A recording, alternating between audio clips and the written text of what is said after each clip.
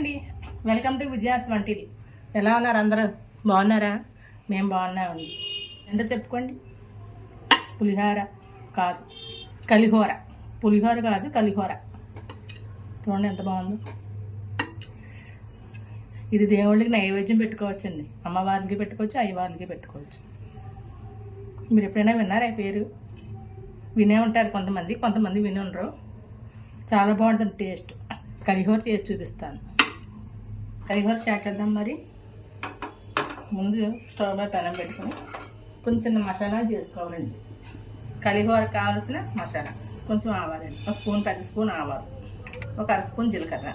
ఈ రెండు వేగాక కొంచెం మెంతులు, చాలా కొంచెం మెంతులు, ఎండుమిర్చి ఒకటి. మనం చేసుకుంది కొంచెం కాబట్టి ఎండుమిర్చి ఒకటి వేస్తున్నాం. దాంట్లో పోపులో మళ్ళీ పచ్చిమిరపకాయలను మళ్ళీ ఎండుమిర్చి చేస్తాం కదా, అందుకే ఇందులో ఒకటి. ఒక స్పూన్ నువ్వులు. ఇదే కలిహోరకి పౌడర్ అండి. పులిహోరలో కలిహోర స్టవ్ ఆఫ్ చేసుకుంటే ఆవాలు ఎలా పెట్టినాయి ఇవన్నీ అన్నీ వేపుకున్నాం కదా. ఆవాలు, మెంతులు, జీలకర్ర, ఎండుమిర్చి, నువ్వులు. ఈ వీటిలో రైతుకు సరిపడా కళ్ళుప్పు వేసుకుని మిక్సీ పట్టుకోవాలి. మరీ మెత్తగా కాదండి, ఇలా పట్టుకోవాలి. ఇలా కొంచెం ఇలా పట్టుకోవాలి. స్టవ్ వెలిగించుకొని ఈ ప్యాన్లో పోపు పెట్టుకున్నాం. ఇదిగోండి వేరుశెనగ నూనె వేస్తున్నాను. వేరుశెనగ నూనె ఒక గరిటె. ఈ నూనె వేడెక్కి లోపల మనం ఆల్రెడీ వండి ఉంచుకున్నాను. పులిహోర ఎలా వండుకుంటామంటే అలా వండుకుని ఉంచుకొని ఇప్పుడు ఈ పొడి ఉంది కదండి, ఇందులో వేసుకుని కలుపుకోవాలి. కొంచెం నూనె, ఈ నూనె వేస్తాం.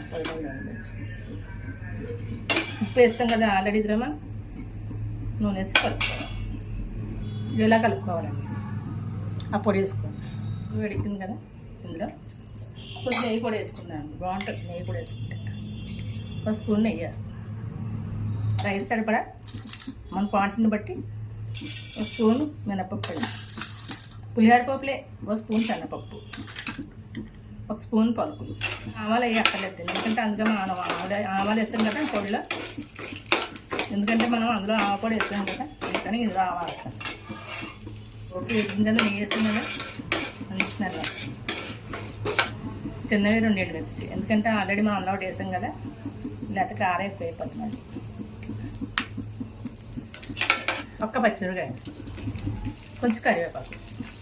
ఎందుకంటే ఎప్పుడైనా కాయగూరలు లేదా కూడా చేసుకున్నాం కొన్ని బాగుంటుంది. మనం కలుపుకున్నాం కదా కలిహోర రైస్, ఇది వేసుకోవాలి.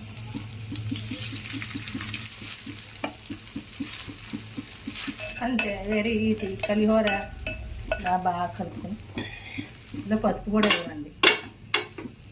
వేసుకుంటే మీరు ఇంగు వేసుకోవచ్చు, నేను ఇంగు వేయలేదు.